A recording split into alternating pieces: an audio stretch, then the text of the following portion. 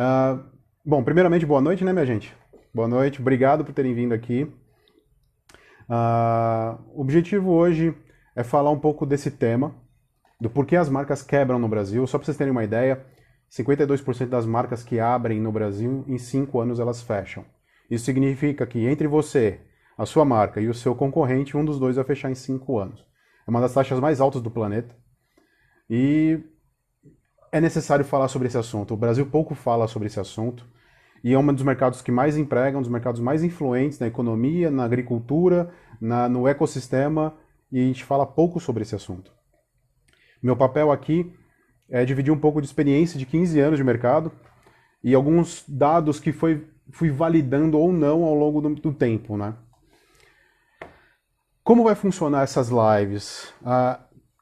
Quando eu fiz essa postagem sobre por que as marcas quebram no Brasil, eu fiz essa postagem há uns tempos atrás, umas 2 semanas atrás, teve muita repercussão. Muita gente que nunca me conheceu entrou por causa disso. E como que vai funcionar? Porque teve muito assunto e que merece outras lives, outros vídeos. Como eu vou me comportar com isso? Qual é a minha intenção? Eu não pretendo deixar isso gravado. Eu vou gravar isso, eu vou editar isso, mas isso vai ficar reservado, porque o que eu vou falar aqui é muito sério. Assim, é parte da minha consultoria. Eu vou dividir conhecimentos relevantes, não é uma diquinha, não é uma coisinha assim, sabe? É algo pesado. Então a ideia realmente é dar valor para isso. Eu preciso dar valor para o meu trabalho. Então eu não irei deixar isso disponível. Eu vou fazer algumas edições, alguma coisa, tudo, algumas ideias, mas eu não vou disponibilizar. Para as pessoas que quiserem assistir a versão editada, depois me solicita via direct, alguma coisa, o link, que eu vou deixar isso disponível no canal do YouTube. E aí fica mais fácil quem participou da live saber que está lá disponível. Ele não vai ficar visível, mas vai ter o link para acessar, fechado? Pois bem, eu vou direto ao assunto, eu não vou falar o quanto eu já trabalhei no mercado, porque a intenção aqui não é convencer vocês que eu sou o cara, que eu sou o fodão. A intenção aqui é falar realmente o que eu vivi nesses 15 anos e como isso faz diferença na vida das marcas que eu participo e como que eu às vezes ajudo e às vezes eu não consigo ajudar. Bom, o primeiro assunto que eu quero trazer com vocês é uma ideia que muita gente que quando eu faço consultoria tem dificuldade de entender, especialmente a galera que é mais velha. E na moda muita gente é mais velha, tem muita gente acima dos 45, 50 anos ainda trabalhando na ativa, sendo donos de marca. E para esse pessoal tem uma certa dificuldade. Por quê? Quando eu chego nessa loja para falar sobre marca, para falar sobre a minha confecção, etc., eu pergunto pro cara assim, qual que é o seu público-alvo? Ele fala, cara, meu público-alvo é masculino, feminino, de 30 a 50 anos, classe C. Essa é a grande maioria da resposta. Ou pior, às vezes tem alguma situação que o cara fala que o público-alvo dele é quem pode pagar. E eu compreendo esse motivo. E qual que é o problema dessa definição hoje em dia?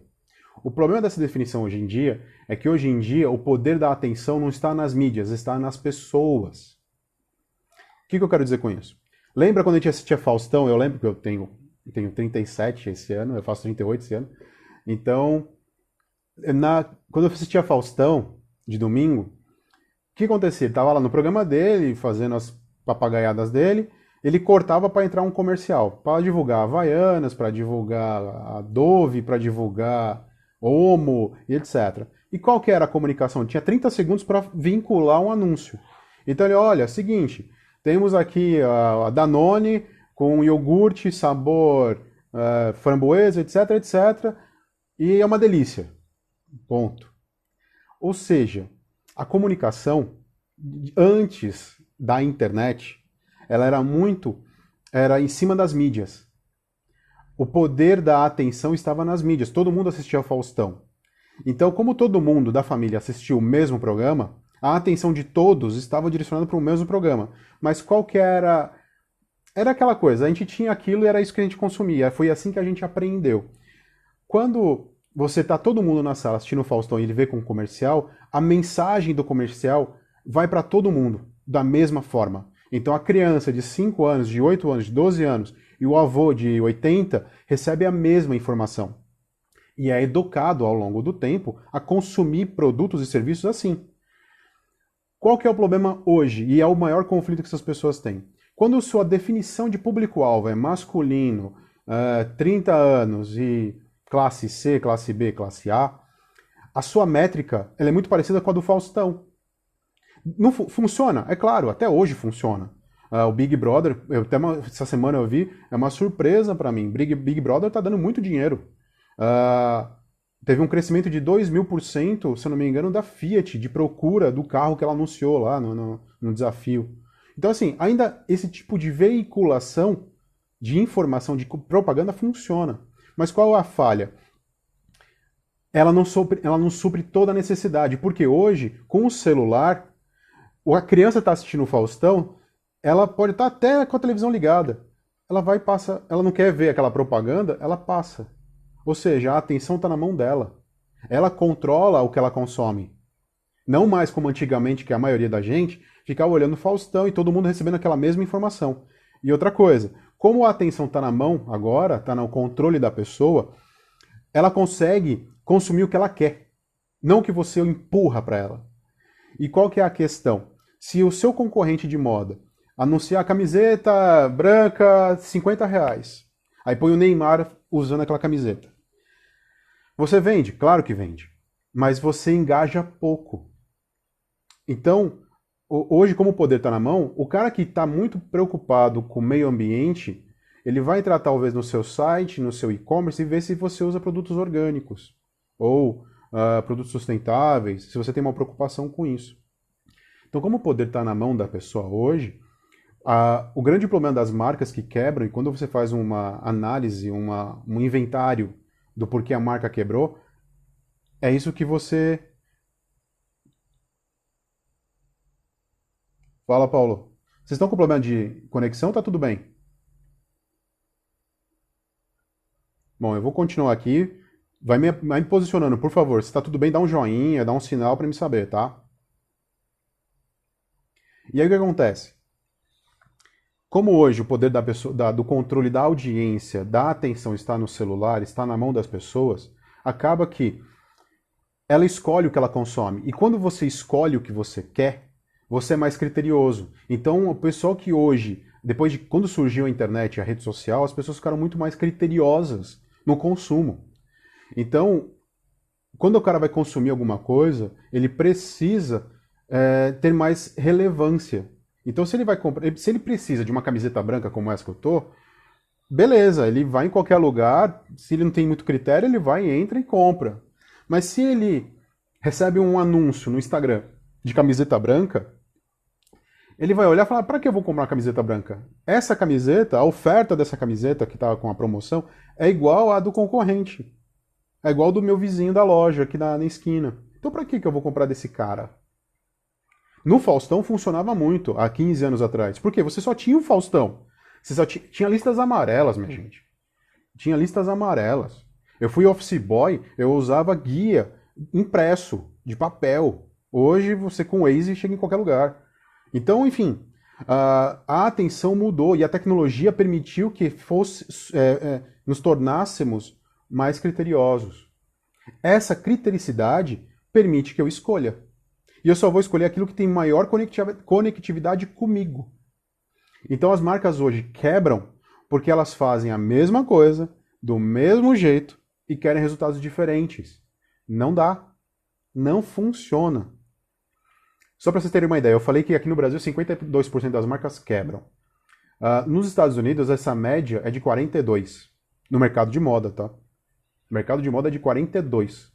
O volume de marcas que se abre no Brasil, oficialmente hoje, no Brasil, se tem por volta de 30 mil marcas. De vários nichos, segmentos, etc. Eu acredito, e como que se sabe esse número? Por causa dos sindicatos, das corporações que aglomeram marcas, licenciam e etc. Mas eu suspeito que tenha 5, 6 vezes mais. Por quê? O cara não registra, não faz parte de um grupo, não cadastra a empresa dele, e etc. Então acaba que fica ilegal. É muita gente quebrando.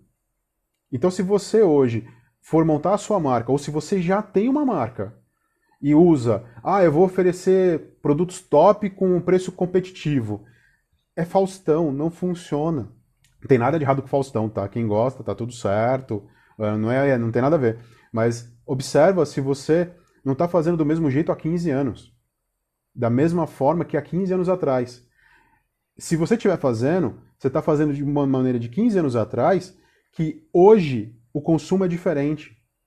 Então observa isso. As marcas quebram por causa dessa falta de observação. Então meu público não compra mais camiseta, meu público não é masculino, 30 anos, classe C. Continua. A questão é que o critério de escolha está maior. Ele precisa ter mais conectividade, ele precisa ter mais relevância. Se você começa uma marca pensando simplesmente num público ou num segmento, vou abrir moda surf por quê? Porque, cara, aqui na minha cidade ou não tem, ou tem muita, e vive lotado, então eu vou abrir marca de surf também. Se você vai por esse viés, você está repetindo um padrão de 15 anos atrás. Então, cuidado com essa ideia.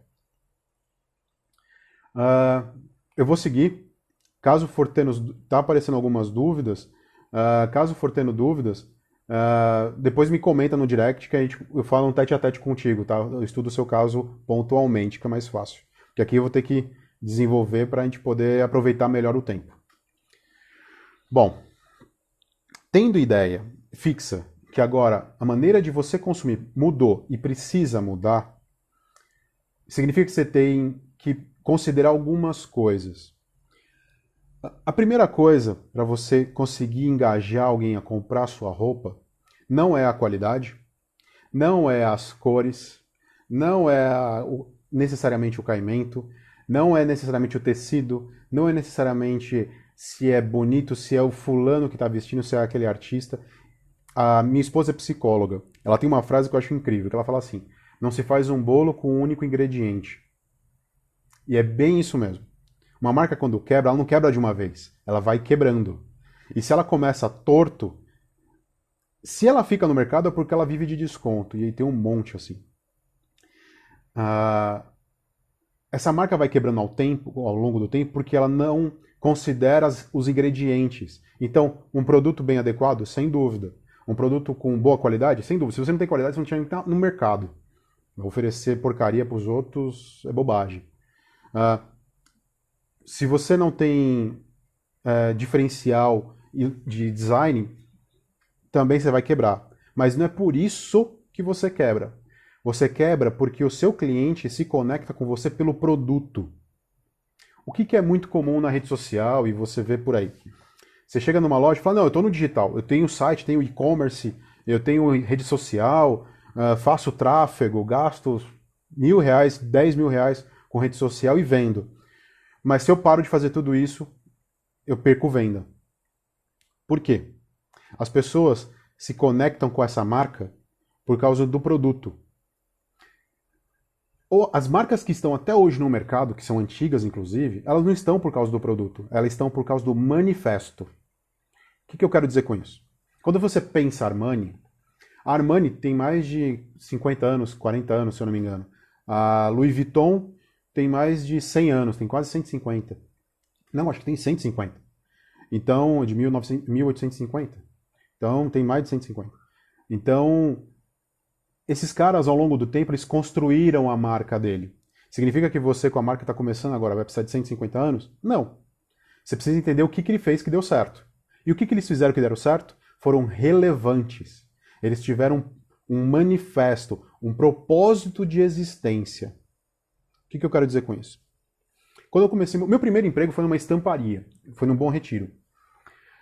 Seu Ângelo era o dono. Ele era grego. Ele é grego, né?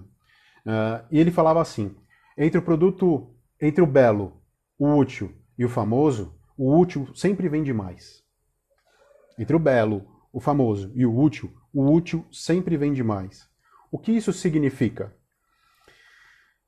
Que aquilo que tem mais utilidade para nós tem mais relevância, porque resolve uma dor muito mais real do que só o famoso ou só o belo. Faz lógica, tem algumas coisas que você considera isso. Mas naquela época eu olhava e falava, cara, mas é moda, é camiseta, é vestido, é roupa, é biquíni, é commodity. Você encontra em qualquer lugar. Mas ao longo da minha caminhada, eu fui estudando por que essas marcas existiam, por que Louis Vuitton existiu. Por que Louis Vuitton até hoje é uma marca referência de mercado.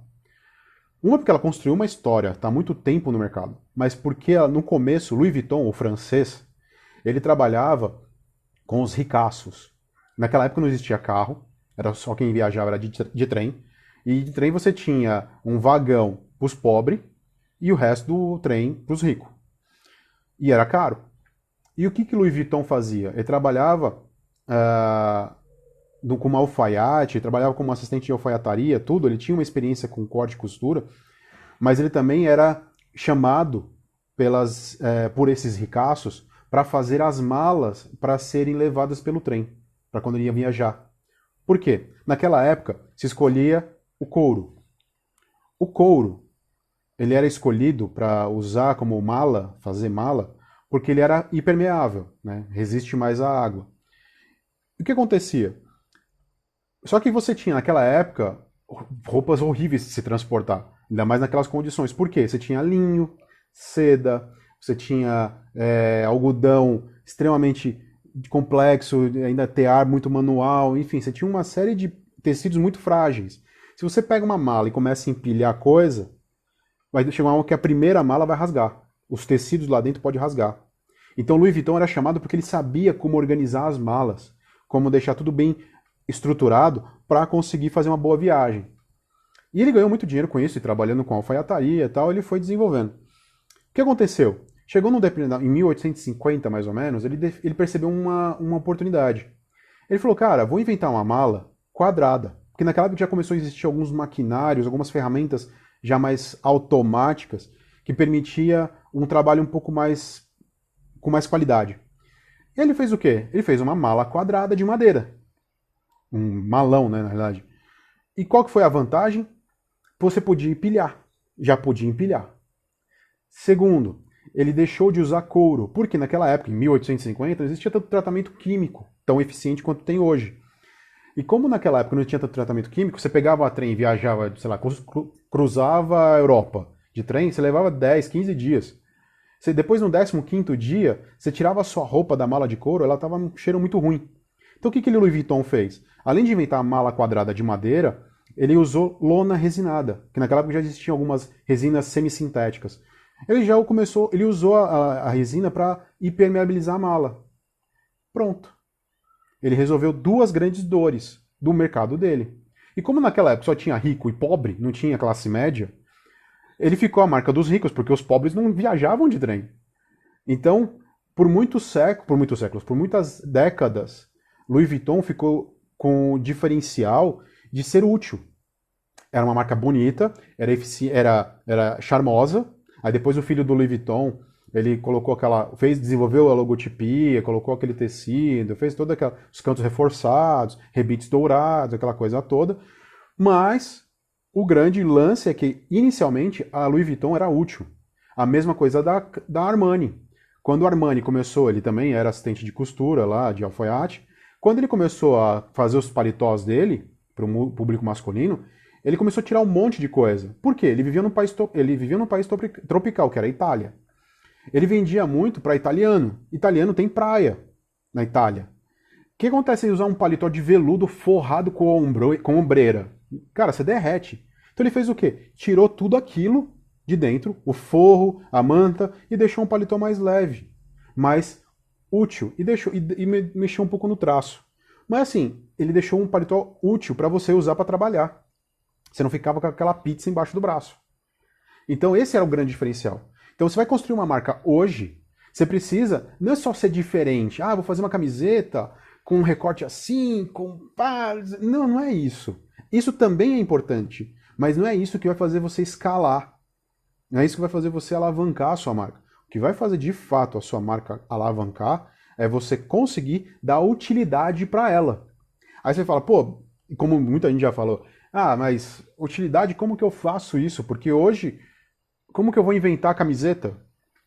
De fato, pensa no primeiro tópico, da conectividade, de pensar que o cara está mais criterioso. Então hoje, o cara queria consumir iogurte, ele só tinha Faustão, ele só tinha aquilo para consumir. Agora ele tem internet, ele pode pedir uma camiseta, ele, vamos supor que ele é vegano.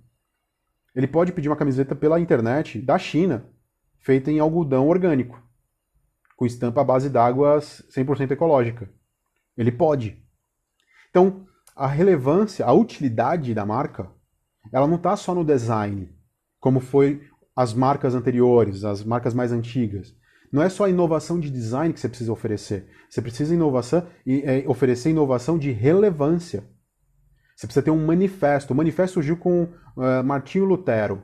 Lutero, ele era padre da Igreja Católica, só que ele estudava e ele começou a perceber algumas incoerências nos escritos. Incoerências tipo, pô, Jesus era o nosso maior símbolo e era pobre. Papa sentava numa cadeira num trono de ouro, banhado a ouro. Era incoerente. Então o que ele fez? Chegou um momento que ele não aguentou e foi lá para Roma debater com o arcebispo. E o arcebispo falou, cara, não mexe nisso. Tá funcionando. Você tá influenciando as pessoas. Ele era tipo o padre Marcelo Rossi da época. Cara, você tá ajudando as pessoas. Não começa a criteriar com isso, não. Ele voltou para casa, puto, pegou a batina dele, pendurou na porta e escreveu 95 argumentos de por que a Igreja Católica tinha que melhorar e quais eram os pontos que tinha que melhorar. E escreveu as respostas. E aí ele fez, eu acho isso errado. E eu acho que deveria ser assim. E pregou na porta e foi morar no mato, porque padre naquela época não tinha nada. E foi morar no meio do mato. O que aconteceu? Os fiéis, que como ele era o padre Marcelo Rossi, os fiéis começaram a olhar aquilo e falaram, cara, olha, ele percebeu isso também. Olha, lembra? Eu comentei isso com você ontem, que eu também vejo isso. Olha lá. Ele engajou pela sua causa. Então, qual é a causa da sua marca? Antes de design, antes de tecido, antes de nicho de mercado. Qual é o propósito da sua marca? É claro, você vai ter que responder essas perguntas. Qual é o tecido, qual é o nicho, qual é o subnicho, qual é o perfil, que momento você vai postar as suas comunicações, etc, etc, etc. Mas, primeiro, qual é o manifesto da sua marca? Para que ela existe? Porque se você não tiver claro o porquê que ela existe, quando você for para o mercado, ou se você já está, você será commodity. O cliente vai olhar e falar, é bonito, mas você pagaria R$100? Não, porque o vizinho ali também é bonito e vende a 50. Entende? Precisa ter mais relevância. Você precisa inovar, não no produto, essencialmente. É importante inovar no produto, sempre é importante. Mas é mais importante inovar pelo propósito. Engajar as pessoas pelo seu propósito. Ah, mas tem nichos que são mais difíceis. Sem dúvida. Tem nichos que são mais complicados. Você demora, é menor. Mas o fato de ser menor não significa que você vai ganhar menos. Você pode ser um público menor, mas você consegue ganhar tanto quanto. Por exemplo, se eu fizesse um nicho de paraquedistas. Bom, paraquedistas tem bastante e tal. Vamos pensar veganos. Vamos falar veganos, que é um pouco mais restrito, tem um certo preconceito. Marca vegana. Mas se eu fizer uma marca vegana, streetwear. Streetwear já fica diferente.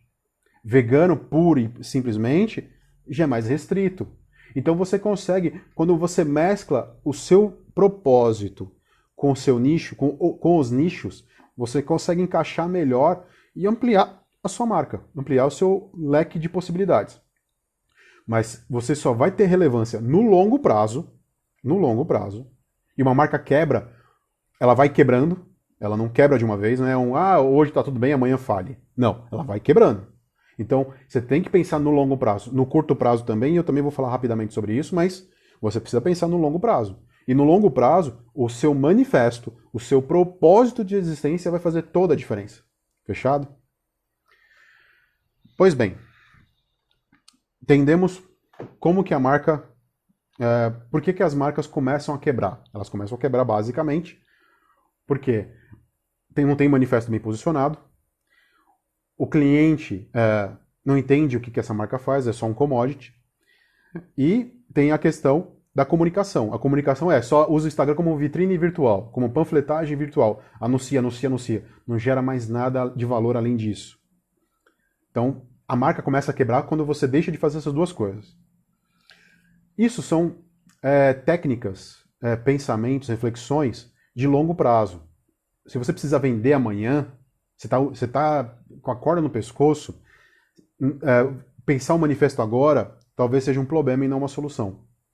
É importante, mas não tem que colocar isso no radar. Se você precisa vender hoje, e agora eu vou entrar nessa segunda parte para falar um pouco de o que você faz que gera impacto, mas que gere resultado a curto prazo. A maior parte das lojas que eu entro, seja de parceiros que fazem produção comigo, sejam de pessoas que pedem consultoria, quando você entra na loja, é muito comum. Você entra na loja e vê aqueles balões ou placas gigantes dizendo 50% de desconto, 60% de desconto, 70% de desconto. É errado? Não. Mas é Faustão. Tem nada de errado com o Faustão. É só o jeito antigo de comunicar. Funciona? Em parte. Só funciona em parte porque quando você, a cada 15 dias, a cada mês sim, mês não, coloca lá na sua loja 70% de desconto, você educa em 3 meses o seu cliente a esperar você colocar a promoção. Porque ele sabe, já tirou a promoção, mas daqui a pouco ele põe de volta. E se eu entrar lá, semana passada você tinha uma promoção de 70%, faz o desconto para mim, eu levo 2 camisetas.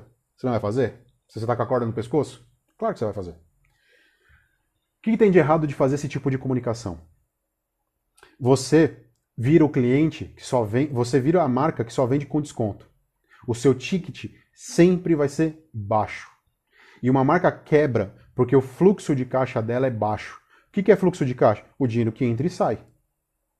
Então, se você vende muito barato, o quanto sobra é bem pequeno. Só que aí chega a conta de água, de luz, telefone, internet, IPTU, IPVA, você tem que repor mercadoria, aí você tem que pressionar o cara lá a vender primeiro, a entregar primeiro para depois cobrar. Por quê? Você tem pouco dinheiro no caixa. Por quê? Você vive de desconto. Como que faz para resolver isso? Tem uma série de processos. Não dá para dividir agora em 30, 40 minutos isso. Mas o primeiro processo que eu falo é: você tem a lista de contatos dos clientes que compram de você com regularidade? A maioria não tem. A maioria não salva. Tem no WhatsApp, mas tá tudo número, não tá registrado, não tá salvo o contato e não tem uma planilha dizendo que esse contato, esse cara, ele compra, é a primeira vez que ele fez, comprou no mês tal, no dia tal. Ou não, ele é um cliente recorrente, ele compra a cada 3 meses, a cada 2 meses, todo mês ele entra. Ele não sabe disso. Efetivamente, a maioria das marcas não sabem quem é o seu cliente. Já não sabe fazer direito definição de público-alvo. Ou seja, vende para quem quiser. Já é ruim nisso. Já não sabe se posicionar no mercado para criar relevância. E aí, o cara não registra quem compra. Só para deixar claro, muita gente quando me contrata acha que, ou contrata a Darwin, acha que assim, agora eu vou investir em ads e eu vou vender. Sim, que nem eu tenho um cliente que fica no Tatuapé e abriu agora uma loja em Mogi Guaçu e que ele gasta 10 mil reais com tráfego. 10 mil com ads. Facebook e Instagram, principalmente Instagram. E vende 50, 70 mil. Não é bom? Você gasta 10, vende 50, legal. Só que quando ele diminui um pouco de investir, ou quando existe alguma promoção no Dia das Mães, no mês de maio, Dia das Mães lá, mês de maio, Dia das Mães, não lembro agora, mas enfim, uma promoção mais global, ele perde venda. Por quê? Quando você tem muita oferta, e Dia das Mães, Dia dos Pais, Dia das Crianças, Natal, os preços caem dos produtos, tende a ter mais desconto. Se você não for agressivo tanto quanto, você perde venda e acontece com ele. O que acontece? Como que resolveu isso? Primeiro você registrou mais de 3 mil contatos do WhatsApp numa lista, num Excel, compartilhado.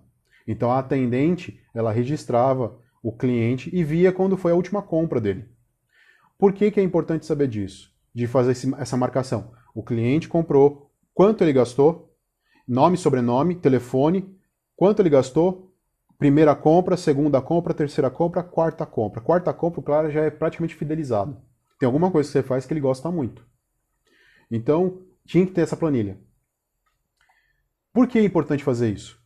Como você consegue enxergar por essa planilha quem é seu cliente, você consegue criar promoções mais exclusivas.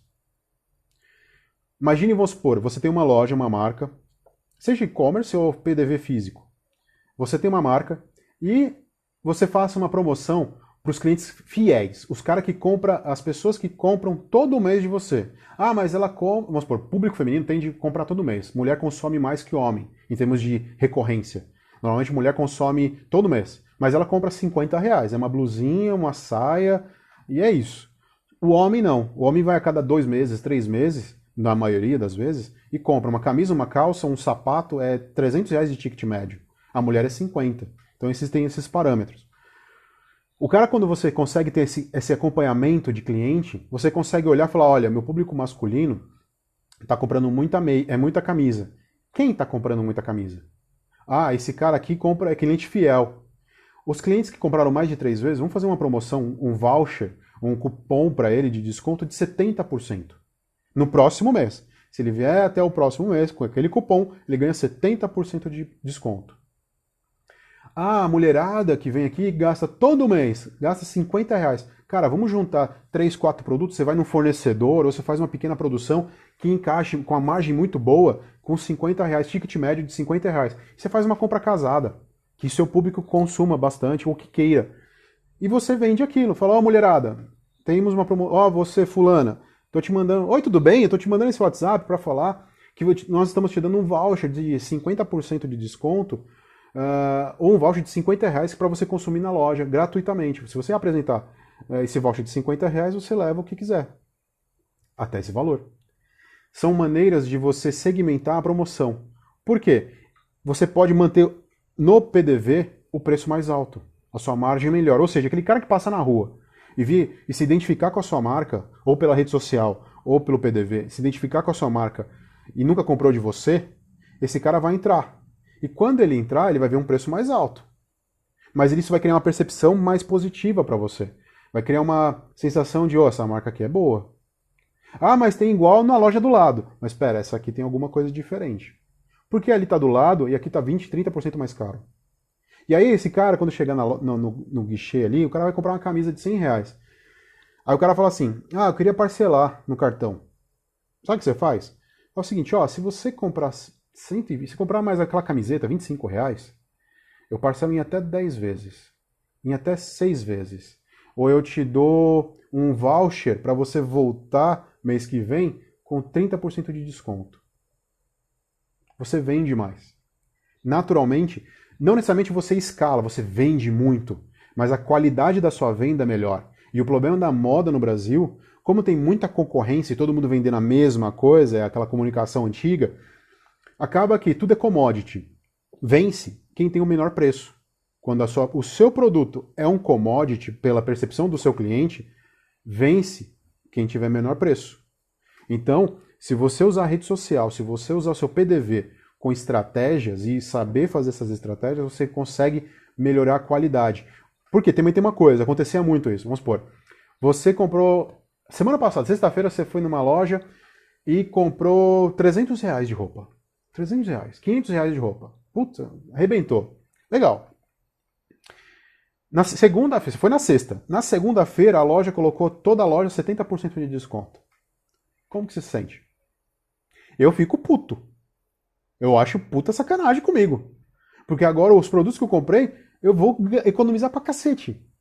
E eu quero economizar dinheiro. Todo mundo quer economizar, ninguém quer perder dinheiro.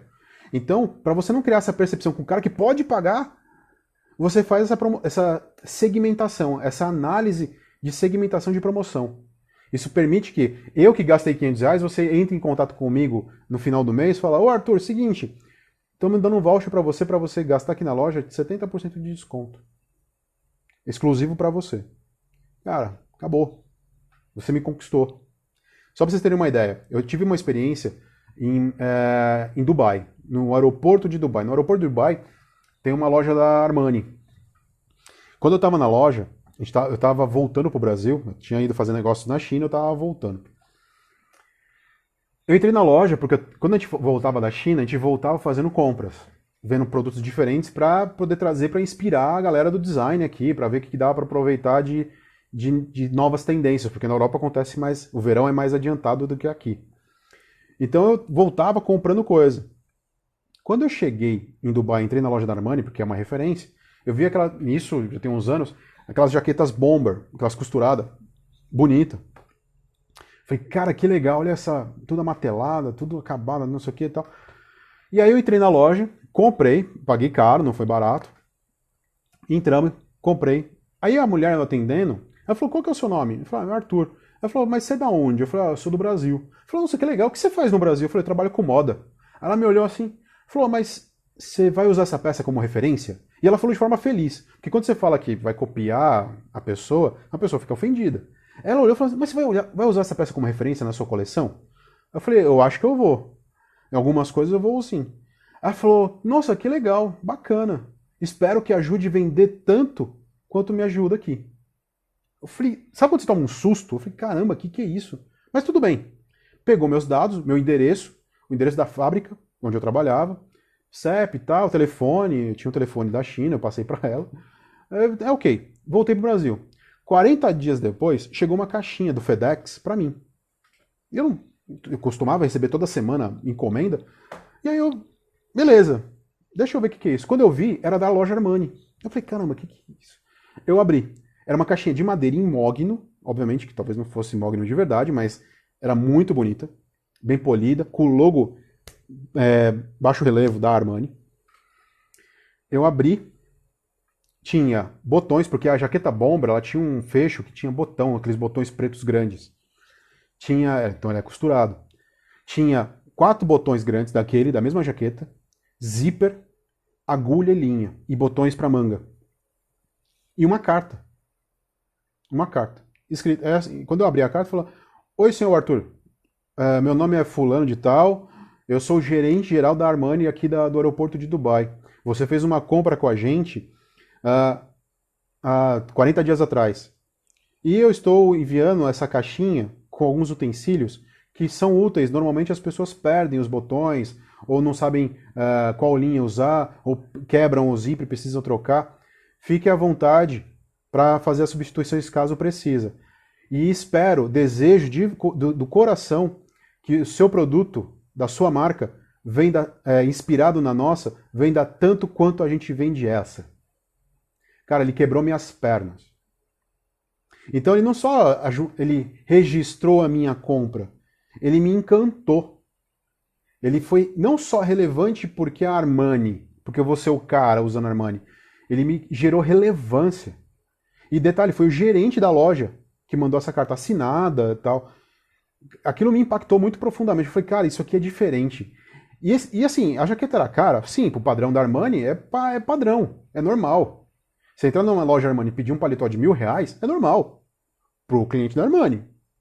Então, aquela jaqueta era cara pro público C, pro cara que ganha R$2.000 por mês. O cara não vai comprar. Se o cara comprar, vai comprar em parcelado até não dá pra dar com pau. Mas, entende? Então, você precisa entender que não só criar um produto exclusivo, ou um produto caro, ou um produto barato. Você precisa criar uma impressão que encante. Deixa eu até ver se está por aqui. Achei. Só para ilustrar. Sabe quando você manda aqueles mimos? Porque é muito comum hoje a galera mandar mimos. Então manda bombom na embalagem, manda uma cartinha de obrigado, manda um adesivo da marca. É legal? Sem dúvida é legal. Mas tem algo que eu acho que é melhor. E a gente faz aqui na Darwin. O que a gente faz? Isso aqui é uma cartinha da Rabisco, tá vendo? Rabisco é um cliente da Darwin. E a gente fez essa cartinha, que é meio A4, com essa frase: você acaba de salvar o mundo. Personalizada, bonitinha, tá vendo? O que tem nessa carta? Essa carta fala do tecido. Aqui na Darwin, a gente usa tecido Menegote. Menegote tem uma política de reciclagem e de ecologia muito fera, para não falar outra coisa. Só para vocês terem uma ideia, para quem não sabe, a Menegote, além de usar tecido sustentável, com selo BCI, que é muito difícil de ter, ela tem um processo de amaciamento, tanto do tecido plano como de algodão, que chama de Rise Recycle. O que é isso? Eles extraem o óleo vegetal orgânico da casca do arroz. Então eles vão nas fazendas, quando faz o beneficiamento do arroz, a separação das cascas para o grão, aquelas cascas, teoricamente, vira adubo, vira comida de pasto. Né? Na realidade, eles pegam aquilo, extraem um óleo, esse óleo é orgânico, e eles substituem o amaciante químico. Tecido plano, jeans, por exemplo, ou mesmo algodão mais pesado, você precisa amaciar, porque ele sai por causa da estática dos tubos, por causa de uma série de questões, você precisa fazer o processo de amaciamento. Ela usa esse processo ecológico. Isso a gente conta aqui nessa carta. Agora você põe no lugar do cliente. Imagine você comprou uma camiseta da Rabisco, que é uma marca de nerd, marca geek. Comprou uma camiseta lá do Dragon Ball. Você comprou porque gostou, porque achou legal, etc. Chegou para você, sem você saber, essa cartinha, falando, olha, você acaba de receber o seu pedido. Desejamos parabenizar você pela compra, pois acabou de ajudar o planeta. E eu conto a história da Menegote. Não ia ser legal? Talvez para aquele cara, para aquela pessoa que só quer preço, só quero produto barato. Não, eu quero comprar 50 camisetas hoje, não quero comprar uma só. Eu quero comprar baciada de roupa hoje, eu vou vestir a minha família inteira. Ele faz isso todo mês. Para essa pessoa, talvez esse produto aqui não vai fazer essa cartinha não vai fazer tanta diferença. Ele vai olhar e falar, legal, e joga fora. Mas para uma pessoa que é um pouquinho diferente, mais criteriosa, como é o perfil hoje da galera que usa rede social, que está conectada, isso aqui faz diferença. Porque você sente que o seu consumo não só prejudicou o planeta, ele ajudou o planeta. Então, que produto, como o seu produto está sendo desenhado para ser relevante em cima do manifesto e da sua proposta de trabalho. Então não é só você viver de descontos, colocar aquela placa na loja, anunciamos 70% de desconto. Não é só isso que vai fazer você vender. Fazer vender no curto prazo é esse tipo de ação, da cartinha, por exemplo, o registro do seu cliente de como que é esse perfil e criar promoções e produtos exclusivos para eles. Conversar com ele. Outra coisa, quando eu chego, muitas vezes na consultoria, às vezes as pessoas falam assim, não, eu preciso investir em tráfego, mas eu tenho só R$100. Eu falei, tudo bem. Cara, você tem uma lista de contato? É ela que vai te trazer dinheiro, não é a rede social. Rede social, ela é um comércio de conversão longa, de curva longa. Por quê? Se você posta todo dia, faz 50 stories, 30 publicações, faz vídeo, faz foto, tá no Instagram, no Facebook, no TikTok, tá em um monte de lugar, e não tá vendendo tanto, isso é normal. Na realidade, na média do comércio eletrônico, quando você usa rede social dessa forma, para vender, só vender, a taxa de conversão é de 5%. As melhores são 10%. E por quê? Porque as pessoas não usam rede social, elas não entram na internet necessariamente para comprar. Você entra no Google para comprar um carro, para comprar uma geladeira, uma TV. Mas você já entrou na rede social para comprar uma camiseta branca? Não.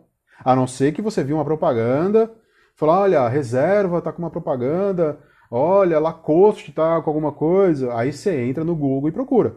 Mas no dia a dia, você não usa o Google. Então o seu ponto de contato com a sua audiência de moda é rede social. E rede social as pessoas primeiro entram para se relacionar, que é rede social. Segundo, para se informar. Para se informar, tipo assim, aprender alguma coisa, ver uma sacada. Vocês aqui, por exemplo, também estão aqui para entender um pouco, aprender junto comigo. Enfim, vocês consomem mais rede social para isso. Na realidade, consumo é quarto, quinto nível, dependendo do público. Então tem um monte de coisas antes na cabeça do seu consumidor, do seu público-alvo, para ele consumir. Por isso que é curva longa. Ele não vai entrar para comprar. A não ser que você pague, faça o público bem definido lá no gerenciador, etc. E anuncie. Mas a sua taxa de conversão não vai passar de 5%. 10% no máximo. Quer vender mais? No curto prazo, pegue essa lista, analise ela, faça com critericidade isso, crie promoções exclusivas para ela. A loja lá de Mogi Guaçu, ela tinha contatos, mas não tinha rede social. Ela não fechou. Na realidade, ela aumentou. Aí contratou influencer, começou a fazer divulgação. A gente fez até uma marca. Por causa do processo da Darwin, você consegue produzir muitas marcas, né? Você tem um estoque de uma peça. Então, a gente criou uma marca para eles, onde fizemos uma parceria com a melhor lanchonete de Mogi Guaçu.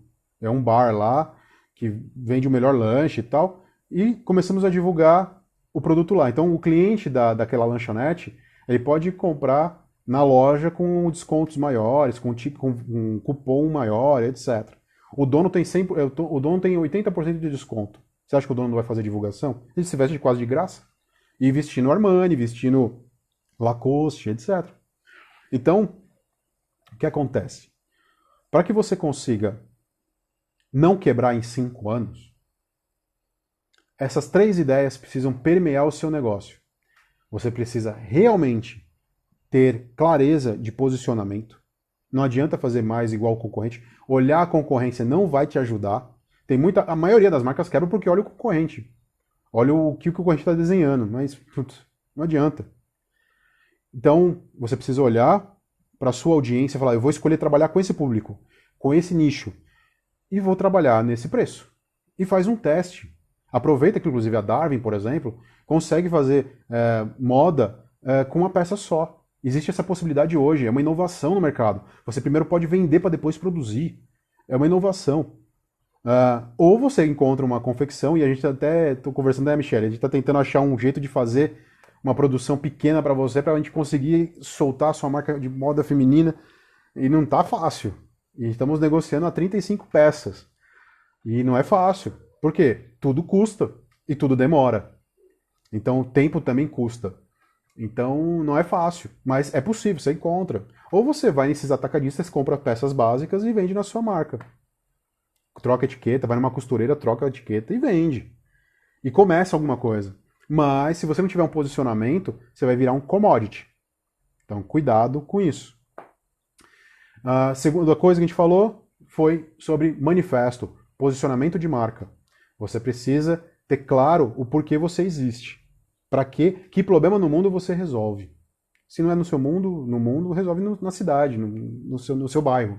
Para aquele público. Mas resolva uma dor. Não necessariamente inovando o produto, com recortes, etc. Mas com um propósito. Terceira coisa, precisa vender amanhã? Pega a sua lista de contatos e oferece promoções para ela. Primeiro, em vez de colocar na sua loja, no seu e-commerce, um banner gigante, 70% por... Nossa, cara, você não vai arrebentar. Inclusive, ano passado eu fui numa loja que estava quebrando, um conhecido meu. E, cara, ele tava vendendo, deu dó dele. Deu dó. E no final tava brigando porque tava pensando que tava roubando sócios. Enfim, tem uma mutreta lá. Mas tava quebrando por quê? Porque, primeiro, só usava tráfego. E só preço, só preço. Era uma panfletagem digital, a rede social deles. Vendia? Vende. Mas se o mercado muda ou a audiência cai um pouco, não vende mais. Então, você não pode ficar tão à mercê do mercado assim. Precisa de um parceiro? A Darwin hoje pode te ajudar com isso. A Darwin existe hoje. A Darwin foi pensada no final de 2019 justamente para resolver esse problema. Me doía muito quando eu trabalhava como funcionário, como CLT, e eu viajava o mundo inteiro praticamente, e eu via no mundo inteiro com os fornecedores os problemas que as marcas tinham.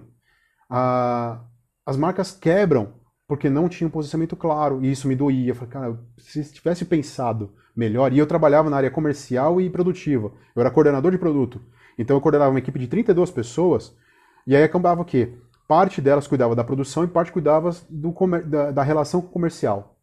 Então eu entendia muito bem desses dois universos, eu me lidava muito bem nesses dois universos. E doía muito ver essas marcas quebrando. Esses números não são de agora, não é por causa da pandemia que tem 52% das marcas quebrando. Isso é desde 2016.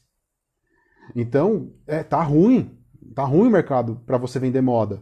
Do mesmo jeito que eles. Então, quando eu pensei a dar, eu falei, cara, eu não vou voltar pro mercado de moda porque eu tinha saído. Eu falei, eu não vou voltar para fazer a mesma coisa. Eu não vou abrir uma confecção só porque eu entendo e vou vender roupa. Eu não quero fazer isso, fazer a mesma coisa que os outros. E ficar brigando com o cliente, não, você tem que fazer preço mais baixo, putz, e sangrar a oficina. Se você conhece a oficina de costura, cara, as oficinas de costura hoje são as mesmas, têm a mesma estrutura do que há 10 anos atrás. O dono da marca que eu trabalhava, por exemplo, ele ganhava dinheiro. Eu também ganhava, mas assim, a marca que eu trabalhava ganhava dinheiro, mas os seus prestadores eram praticamente os mesmos. É a mesma estrutura. Talvez rebocou a parede, colocou um equipamento melhor, contratou um funcionário a mais, mas é a mesma estrutura. Isso me doía muito. E outra coisa, a camiseta orgânica que você está comprando hoje, ela vai levar mais de 100 anos para se decompor. Então, quando eu decidi voltar para o mercado de moda, eu falei, cara, eu não vou vender algo que eu sei que já me incomodava antes e vai voltar a me incomodar, que é o meu lixo do meu trabalho vai ser contemporâneo dos meus bisnetos. Isso que eu tô falando de algodão, não tô falando nem de poliéster. Então eu falei, cara, não vale, não vou fazer isso. Não vai, não vai ser justo. Então quando eu decidi abrir a Darwin, foi para resolver essas duas dores. Ajudar as oficinas a receberem melhor, ter melhor condições, ter mais propósito no seu trabalho, ter mais orgulho do seu trabalho. Ajudar as empresas, as marcas a não quebrarem, porque quebram, e ajudar o planeta. Talvez esses motivos sejam meio bobos. Talvez para você seja até meio bobo. Falar, planeta, cara, se eu falar isso pro meu pai, por exemplo, meu pai tem 74 anos hoje. Se eu contar isso pra ele, ele fala, tá, legal, bacana essa ideia, mas, cara, tem que vender. É bem isso. E quando eu tava trabalhando no mercado de moda, eu tava ruim por causa disso. Então eu abri a Darwin e criei todo esse processo de produção, usando tecnologia e inovando o processo de produção para ajudar as marcas. Então se você viu sentido e acha que eu posso te ajudar, cara, me chama, a gente conversa, eu te explico melhor e a gente começa um trabalho. No mais, você precisa urgentemente implementar essas 4 ideias que a gente dividiu aqui. Posicionamento de marca, propósito de marca, soluções de marca, quais são os seus clientes, o público-alvo, como que você vai vender isso e quem é seu público-alvo de verdade, quais são os critérios dele e quais são a lista de clientes que você tem, se você já tem uma. Você precisa disso. Sem isso, você quebra. Não importa a promoção que você faça, não importa o produto que você faça, não importa a cidade que você venda, você vai quebrar. Estamos chegando ao fim, já falei por 1 hora e espero que tenha sido relevante para vocês. Para mim foi muito gratificante dividir meu conhecimento, fico muito contente. E espero que tenha sido de verdade, relevante para vocês. E já sugeriram outros vídeos, já me chamaram no direct hoje falando dos vídeos, de outras possibilidades, e eu vou dividir isso com vocês pela rede social. Quem sabe a gente faz mais lives, beleza? Obrigado, minha gente. Boa noite. Durmam bem. Tchau, tchau.